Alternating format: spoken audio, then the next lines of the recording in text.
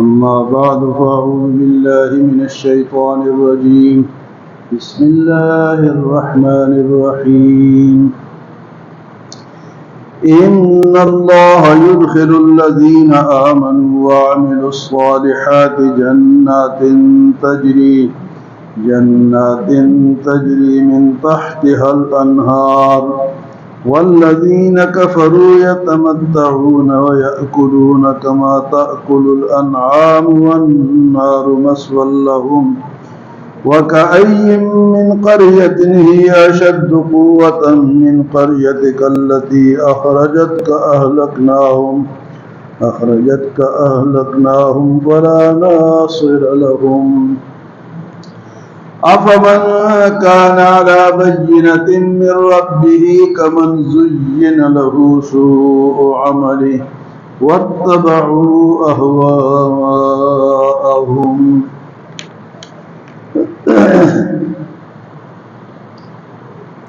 گزشتہ درس میں ان لوگوں کا ذکر تھا جن کو اللہ کا حکم تھا کہ تم اللہ کے دین کی مدد کرو، اللہ تمہاری مدد کرے گا، اور پھر ان کے کافروں کی یہ بات کہ وہ قرآن کے نزول کو اچھا نہیں سمجھتے، اس کو برا جانتے تھے کہ یہ پروگرام کیوں لے کر آئے ہیں حضور صلی اللہ علیہ وسلم۔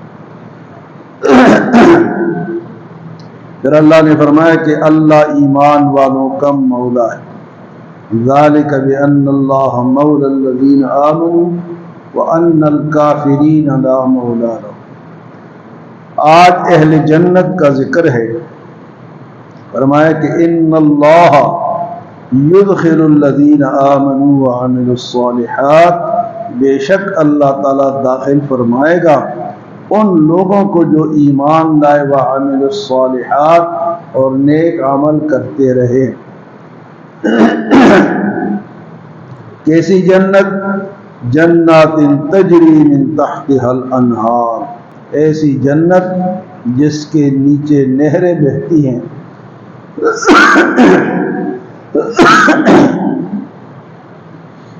اور اس کے مقابلے میں وہ لوگ والذین کفروا، وہ لوگ جو کافر ہیں، جنہوں نے کفر کا شیوہ اختیار کیا ہے، یتمتعون، وہ اس دنیا سے فائدہ اٹھاتے ہیں، وَيَأْكُلُونَ، اور کھاتے ہیں، كَمَا تَأْكُلُ الْأَنْعَامُ، جس طرح جانور کھاتے ہیں، وَالنَّارُ مَثْوًى لَهُمْ، اور ان کا ٹھکانہ جو ہے وہ جہنم۔ اہل جنت کے لیے جنت کا ذکر ہے، لیکن دو شرطیں ہیں، ایمان اور عامل الصالحات۔ ایمان بھی لانا ہوگا اور ساتھ نیک عمل بھی جاری رکھنا ہوگا۔ جن لوگوں کا یہ خیال ہے کہ بس ہم مسلمان ہیں، ہمارا دل صاف ہے، ہمیں عمل کرنے کی کوئی ضرورت نہیں ہے، ہمارا اخلاق اچھا ہے، ہاں جی دل صاف ہے، سر لوگ کہتے ہیں ہمارا دل صاف ہے۔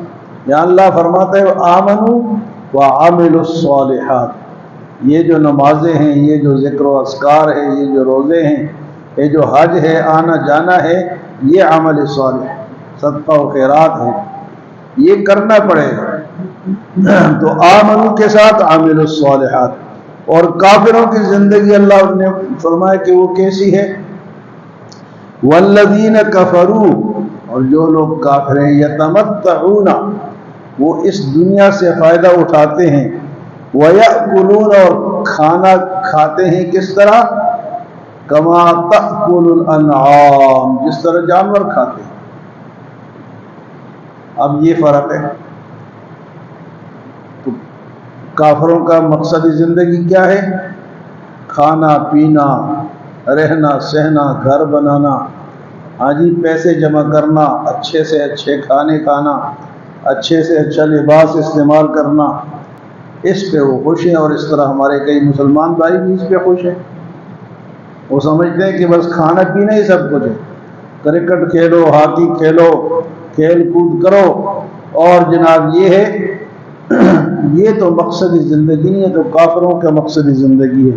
اللہ نے فرمایا والذین کفروا یتمتعون، فائدہ اٹھاتے ہیں اس دنیا سے، وَيَأْكُلُونَ اور کھاتے ہیں كَمَا تَأْكُلُ الْأَنْعَامُ اب جانور کھاتا ہے جس طرح، تو ان کی مثال یا تشبیہ اللہ نے جانور سے دی۔ اب جانور کو کیا پتا ہے کہ یہ چیز جو میں گھاس کھا رہا ہوں یہ کس کا ہے، حلال ہے یا حرام ہے، یا میرا مالک جہاں سے لے کر آیا ہے وہ حلال لے کر آئے یا حرام لے کر آئے۔ یعنی ان کو تو کھانا پینا اور ہگنا اور جنسی تعلق قائم کرنا یہ جانوروں کا کام ہے۔ آج کل انسانوں کے بھی یہی کام ہے، کھاتے ہیں پیتے ہیں شادیاں کرتے ہیں فائدہ اٹھاتے ہیں اور باقی سب ختم۔ تو یہ کافروں کا مقصد زندگی ہے۔ مسلمان کا جو مقصد زندگی ہے بہت بڑا ہے، اس کا ایک ایک لمحہ قیمتی ہے، یہ پابند ہے اللہ کے حکموں کا، یہ آزاد نہیں ہے۔ جس طرح جانور آزاد ہوتا ہے نا، جانور کو یا تو باندھو یا اگر کھلا چھوڑ دو تو وہ کسی کی بھی فصل میں چلا جائے گا، اس کو یہ نہیں پتا کہ یہ جو فصل میں کھا رہا ہوں یہ کس کی ہے۔ تو آج کل مسلمان کا بھی یہی حال ہے، جس کی مرضی ہے حرام اٹھا کے کھا لے، حرام کما لیا، سود کھا لیا، چوری کر لی، ڈاکہ ڈال لیا، حاجی کم تول لیا، ملاوٹ کر لی، یہ سب چیزیں یہی ہے کہ یہ حرام ہے، یہ تو نہیں کرنا۔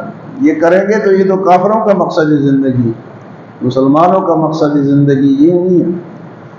وَمَا خَلَقْتُ الْجِنَّ وَالْإِنسَ إِلَّا لِيَعْبُدُونَ اللہ نے انسانوں کو اور جنات کو اپنی عبادت کے لیے پیدا کیا ہے، دنیا میں کھانے پینے رہنے سہنے کے لیے پیدا نہیں کیا۔ اس طرح تو فرشتے بھی پہلے سے موجود تھے اور جنات بھی پہلے سے موجود تھی، لیکن انسان کو اللہ نے ایک خاص مقصد کے لیے پیدا کیا ہے، وہ مقصد پورا کرے گا تو انسان بنے گا۔ تو فرمایا کہ ان اللہ یدخل الذین آمنوا اللہ داخل فرمائے گا ایمان والوں کو وعملوا الصالحات جنہوں نے نیک عمل کیے جنات تجری من تحتها الانہار ایسی جنتوں میں جس کے نیچے نہریں بہتی ہیں۔ یہ نہروں کا ذکر اللہ پاک بار بار اس لیے فرماتے ہیں کہ انسان کے فطرت میں یہ چیز داخل ہے کہ پانی کو پسند کرتا ہے، جہاں پانی ہوگا یہ خوش ہوگا۔ فرمایا کہ وہاں بھی جو تمہیں جنت ملے گی اس میں بھی نہریں ہوں گی، خالی جنت نہیں ہوگی، پانی بھی ہوگا۔ لیکن فرمایا والذین کفروا اور جو کافر ہیں یتمتعون فائدہ حاصل کرتے ہیں اس دنیا سے، ویأکلون اور کھاتے ہیں کما تأکل الانعام جس طرح جانور کھاتے ہیں۔ فرمایا کہ والنار مثوی لہم ان کا ٹھکانہ تو جہنم ہے۔ تو ہم نے بھی بعض ہمارے انسان مسلمان بھی یہی سمجھتے ہیں کہ بھئی اٹھا کھایا پیا اور جناب پیشاب پخانہ کیا، شادی کی، جنسی تعلق قائم کیا اور کھائے پیا مر گئے، تو اس طرح یہ تو مقصد زندگی نہیں ہے، یہ تو کافروں کا مقصد زندگی۔ وہ نہ کمانے میں ان پر کوئی پابندی ہے اور نہ خرچ کرنے میں۔ مسلمان پر کمانے پر بھی پابندی ہے اور خرچ کرنے پر بھی پابندی ہے، کمائے گا بھی حلال اور خرچ بھی حلال جگہوں میں کرے گا۔ یہ خرچ جو ہے نا اس میں بہت لوگ اپنے آپ سے باہر نکل جاتے ہیں، جی اپنا پیسہ ہے لگاؤ، نہیں وہاں لگاؤ گے جہاں اللہ کا حکم ہے۔ تو فرمایا کہ ایسے لوگوں کا ٹھکانہ والنار مثوی لہم ان کا ٹھکانہ تو کیا ہوگا؟ جہنم ہوگا۔ اس کے بعد حضور صلی اللہ علیہ وسلم کی ہجرت کا واقعہ ہے۔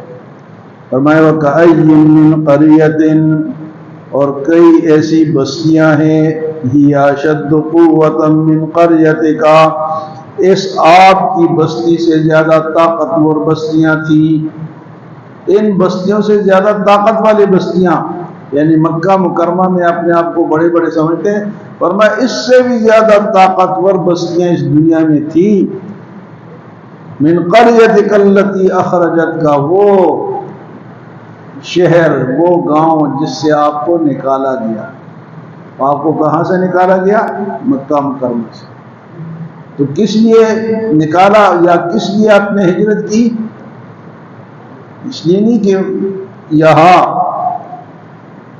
نماز نہیں پڑھ سکتے تھے، نماز یہاں بھی پڑھ سکتے تھے، لیکن دین اسلام یہاں نافذ نہیں ہو سکتا تھا مکمل۔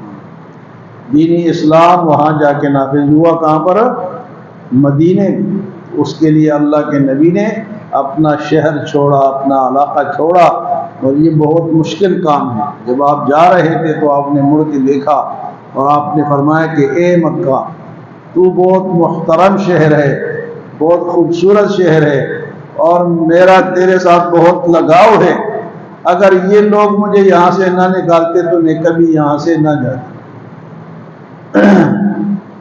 تو فرمایا کہ وَكَأَيٍّ مِّن قَرْيَةٍ هِيَ أَشَدُّ قُوَّةً مِّن قَرْيَتِكَ الَّتِي أَخْرَجَتْكَ، کئی ایسی بستیاں جو کہ آپ کی اس بستی سے جس سے آپ کو نکالا گیا وہ زیادہ طاقتور تھی، لیکن کیا ہوا؟ أَهْلَكْنَاهُمْ، ہم نے ان کو ہلاک کر دیا، فَلَا نَاصِرَ لَهُمْ، پھر ان کا کوئی مددگار نہیں ہوا۔ ایسی ان بستیوں سے زیادہ تو اہل مکہ اور تمام آنے والی دنیا کو یہ آیت سنائی جا رہی ہے کہ اپنے قوت پر، اپنے طاقت پر، جس طرح آج انڈیا دندنا رہا ہے، سنا ہے کہ رات کو اس نے حملہ بھی کر دیا، تو طاقت پر دندنا رہا ہے نا، یہ دنیاوی طاقت ہے، اللہ کی طاقت اس سے بڑی، اللہ کی طاقت اس سے بڑی ہے۔ اب سارے کافر مل کے اس کو شے دے رہے ہیں کہ بھئی یہ اسلامی ایک ملک رہ گیا ہے، اس کو اب ختم کرو، تباہ کرو۔ اب اگر یہ جنگ چھڑتی ہے اور زیادہ ہوتی ہے تو دونوں ملکوں نے اگر ایٹم بم چھوڑ دیا تو سب ختم ہو جائے، بسم ہو جائیں گے۔ تو ورنہ کہ کئی ایسی بستیاں جو مکہ مکرمہ سے زیادہ طاقتور بستیاں تھیں، ان کو ہم نے کیا کر دیا؟ اہلکناہم، ان کو ہم نے ہلاک کر دیا، فلا ناصر لہم، پر ان کا کوئی مددگار نہ ہوا۔ اور اس کے بعد فرمایا کہ افمن کان علی بینۃ من ربہ، کیا وہ شخص جو کہ اللہ کی طرف سے اپنے سیدھے راستے پر ہے، اور ایک وہ شخص ہے کمن زین لہ سوء عملہ، کہ اس کے برے عمل اس کو اچھے کر کے دکھائے گئے۔ بعض لوگ برا کام کرتے کہتے یار میں ٹھیک جا رہا ہوں، تم لوگ نہیں سمجھتے۔ تو اللہ فرماتا ہے کہ ایک شخص تو اللہ کے قانون قرآن حدیث کے مطابق چل رہا ہے، سیدھے راستے پر ہے، اور دوسرے طرف کے کمن زین لہ سوء عملہ، دوسرا وہ شخص ہے جو کہ اس کے برے عمل اس کو اچھے کر نظر آتے ہیں، اور یہ اچھا کون ان کو دکھاتا ہے؟ شیطان۔ شیطان کہے بیٹا آپ بالکل ٹھیک جا رہے ہو، مزے کرو، وہ مزہ کرتے کرتے اس دنیا سے چلا جاتا ہے۔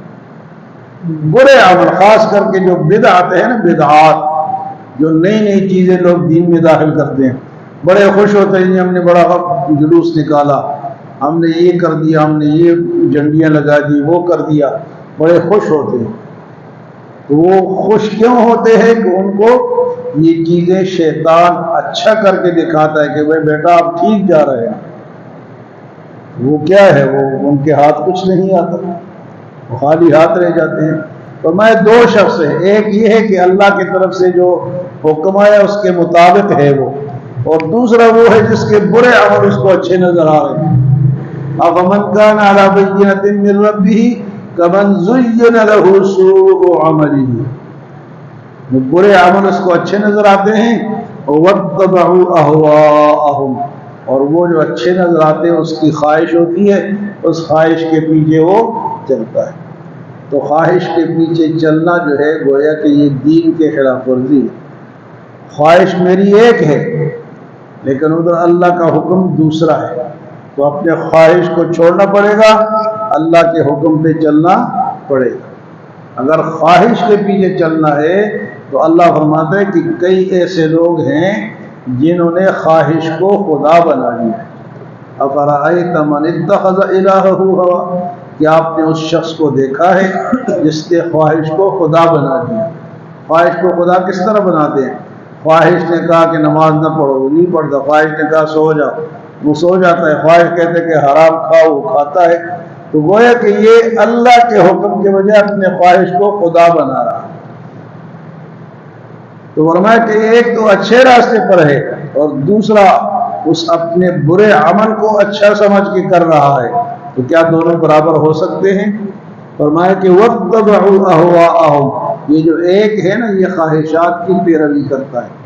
تو خواہش اگر دین کے خلاف ہے، ایک تو یہ خواہش ہے نا کہ آدمی نے نماز پڑھ لی اور وہ تھک گیا، وہ تھوڑی دیر آرام کر لے، اس کی خواہش ہے تو وہ جائز ہے، لیکن وہ آرام ہی کر رہا ہے، نہ روزہ ہے نہ نماز ہے، وہ سوتا ہی رہے، یہ بھی تو ایک خواہش ہے نا۔ تو ایسی خواہش جو ہے وہ جائز نہیں۔ کوئی ایسا کام جو کہ دین کے خلاف ہے لیکن کہتے جی نہیں میری خواہش ہے، میری خواہش ہے کہ بیٹے کی شادی میں جناب اتنے دیگ پکیں گے اور جناب اتنے جناب شرمیاں چھوڑیں گے، اتنے بینڈ باجے والے آئیں گے، یہ کیا ہے؟ یہ میری خواہش ہے۔ تو خواہش جو ہے وہ تو ہر خواہش کے پیچھے چلیں گے تو وہ تو خواہش کو خدا بنا دیا۔ تو 3 آیاتوں میں ایک نے فرمایا جنت مسلمانوں کے لیے، اور دوسرا فرمایا کافروں کی مثال جانور کی طرح ہے، جس طرح جانور کھاتے ہیں اسی طرح وہ بھی کھاتے ہیں۔ اگر مسلمان بھی اسی طرح زندگی گزارے، آپ دیکھتے ہیں کہ کئی لوگ ایسے صبح اٹھتے ہیں، کام پہ جاتے ہیں، 3 کام کرتے ہیں، پیسے کماتے ہیں، لیکن نماز کی پرواہ نہیں، حلال حرام کی پرواہ نہیں۔ تو یہ لوگ کیا ہیں؟ یہ وہ کافروں کی طرح، جانوروں کی طرح جن کی زندگی، جانور بھی اسی طرح آزاد ہیں، یہ بھی آزاد ہیں، جانور بھی نماز نہیں پڑھتا، یہ بھی نہیں پڑھتا۔ اور کئی ایسے ہیں جو کہ دفتر میں ایک ساتھ کام کرتے ہیں، ایک اٹھ کے نماز پڑھ لیتا ہے اور ایک جو ہے وہ اپنے کام میں لگا رہتا ہے، تو یہ بھی گویا کہ جانور ہے۔ اور اس کے بعد سیدھے راستے پہ ہونا اور برے عمل کو اچھا سمجھنا، اس سے بچنا ہے۔ کوئی ایسی بات جو کہ دین نے نہیں بتائی، جس کا ثبوت نہیں ہے، نہ قرآن میں ہے نہ حدیث میں، نہ کسی عالم نے آپ کو بتائیے، آپ کرتے جا رہے ہیں تو اس کو چھوڑنا پڑے گا۔ اللہ ہمیں عمل اور سمجھ کی توفیق عطا فرمائے۔